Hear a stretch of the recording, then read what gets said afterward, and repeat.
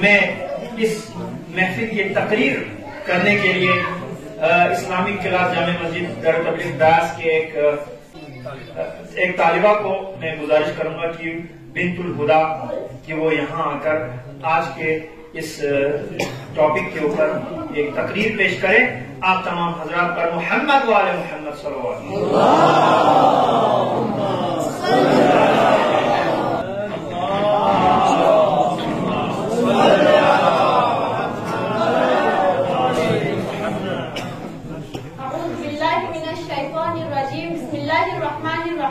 وبه نستعين وهو خير المعين نحمده ونستعينه على رسولنا الكريم أما بعد قال الله تبارك وتعالى بسم الله الرحمن الرحيم وما أرسلناك إلا رحمة للعالمين.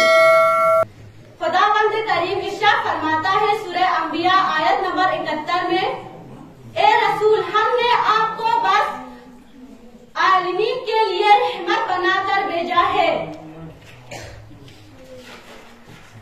صدر محفل امام جمعہ والجماعت شیخ حسین خان برامو، علماء کرام، سادات، آپ تمام مومن و مومنات کو السلام علیکم ورحمۃ اللہ وبرکاتہ.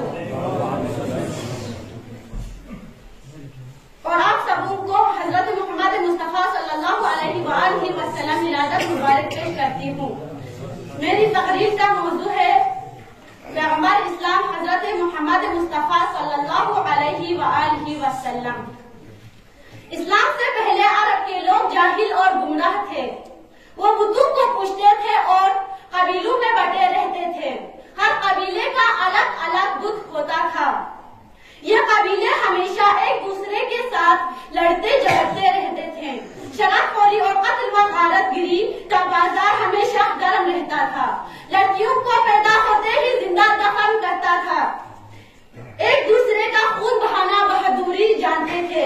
انسانیت کا کہیں نام و نشان نہیں تھا.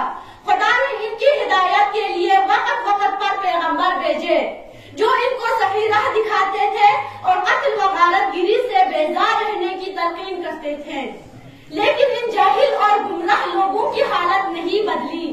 آخر خداوند عالمین نے ایک ایسے پیغمبر کو بھیجا جو ان تمام پیغمبروں کے تاجدار اور تمام مخلوق کے شافی اور مولا ہے، جن کا اسم مبارک حضرت محمد مصطفیٰ صلی اللہ علیہ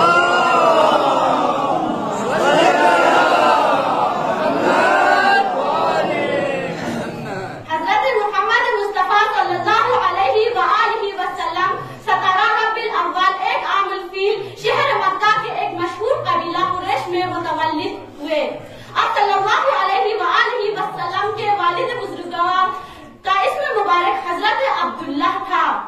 آپ صلی اللہ علیہ وآلہ وسلم کے والد صلی اللہ علیہ وسلم کے ولادت سے چند مہینے پہلے انتقال کر چکے تھے.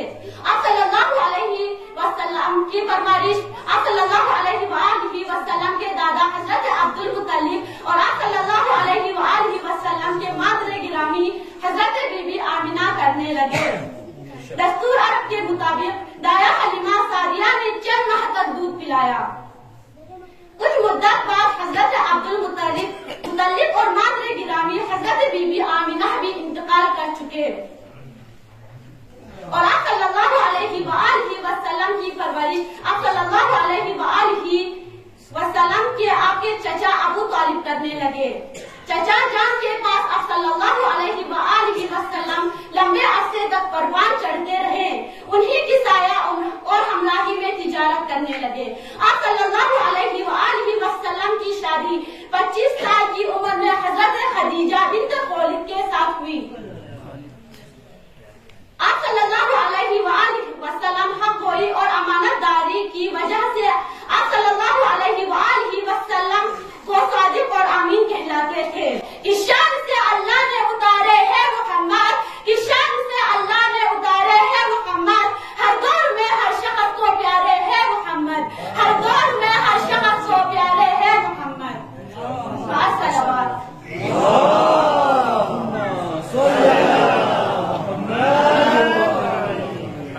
40 سال کی عمر میں آپ صلی اللہ علیہ وآلہ وسلم منصب نبوت پر فائز ہوئے اور حکم خدا کے مطابق